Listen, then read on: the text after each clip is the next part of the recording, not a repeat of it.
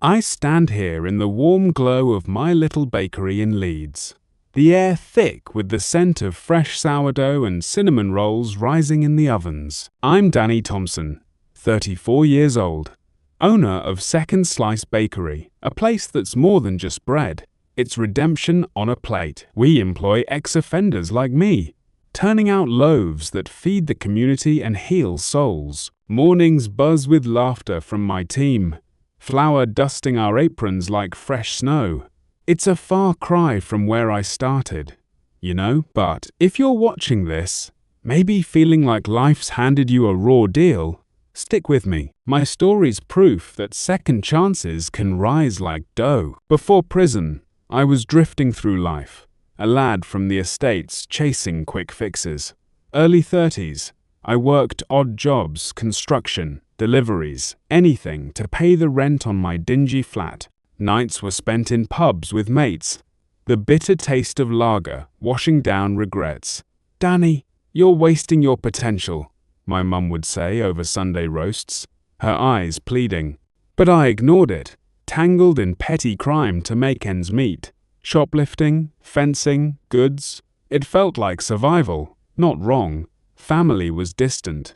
My sister stopped calling after I missed her wedding. No skills, no direction, just anger simmering under the surface, like a pot about to boil over. The major failure moment crashed down one rainy autumn night in 2022. I'd gotten involved in a burglary gone wrong, desperate for cash after losing my job. Sirens wailed as I fled, heart pounding, but the coppers caught me blocks away. Handcuffs bit into my wrists, the cold metal a shock against my skin. In court, the judge's gavel echoed like thunder. Guilty, 6 months. My mum's sobs from the gallery pierced me sharper than any sentence. That was it, rock bottom, stripped of freedom, facing the consequences of my choices. Shame engulfed me in waves as I shuffled into the prison van, the diesel fumes choking the air. "What have I become?" I whispered to the grimy window, tears blurring the passing streets. Fear twisted my gut. What if I never escape this cycle? Frustration built during those first weeks inside barren cells, smelling of bleach and despair. Nights haunted by regrets. Humiliation peaked in the visiting room, facing Mum's tear-streaked face. "I'm so sorry," I choked out. But her quiet, "Why, Danny?" broke me. I felt worthless, a burden, like I'd thrown away every chance life gave me. Depression settled heavy, making even meals taste like ash. But in that darkness, transformation sparked. The prison offered a baking program, basic skills for rehab. Skeptical at first, I signed up to pass time. The instructor, a gruff ex-con named Pete, handed me an apron. "Bread don't judge your past, lad. It just needs patience." That first knead of dough, sticky and warm under my palms, felt oddly therapeutic. Released with nothing but a worn recipe book clutched in my hands, I decided no more drifting. I'd bake my way to a new life. The journey was gritty, step by step, flour-dusted and fraught.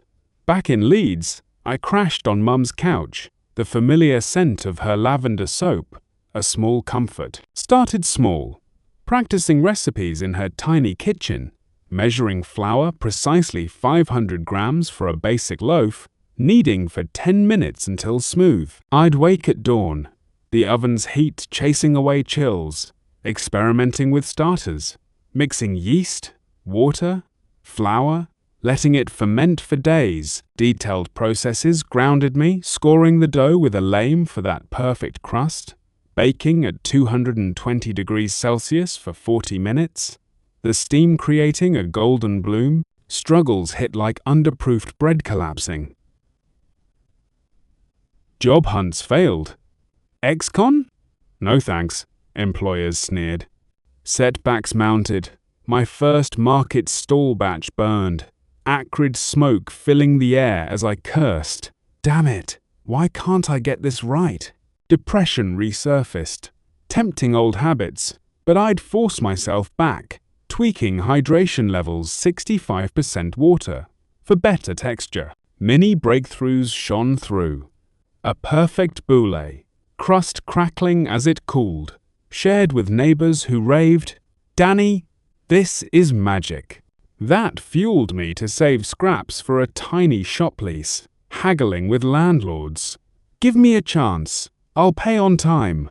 Lessons wove in naturally. Perseverance shapes character, like kneading develops gluten. Consistent effort turns lumps into loaves. Community builds strength. Chatting at markets revealed tweaks, like adding seeds for flavor. And forgiveness starts within baking taught me to learn from flops, not dwell. I networked realistically, attending free business workshops, pitching to local councils for grants, employing my first ex-offender mate, teaching him folding techniques for croissants. The climax unfolded last winter at the Leeds Christmas market, my high-stakes test. We'd scraped together stock for a booth, but a storm threatened crowds. Heart racing under twinkling lights, doubts roared. If this flops, it's over. A food critic wandered in, sampling our rye. "Intriguing story," he mused. But disaster struck a oven malfunction midday. Loaves underbaked. Panic surged, but I improvised, hand-kneading extras over a portable stove, sweat beading as aromas drew curious onlookers. Victory rose when his review hit. Second slice, bread with heart. Orders flooded cafes, events turning our tiny spot into a bustling hub. We expanded, employing more ex-offenders, profits, funding training programs. The dream achieved, a symbol of redemption. Loaves stamped with hope. Emotional payoff flooded. In Mum's proud hug at the grand opening, whispering, "My boy's back." My sister reconciled over fresh rolls. Self-identity transformed. I'm not defined by mistakes. I'm a baker, a leader. Pride swells seeing my team thrive.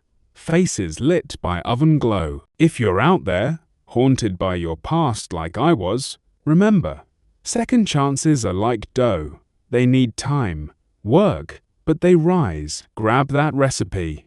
Knead through the tough spots and bake your future. You've got the ingredients. Now rise up. It's waiting for you.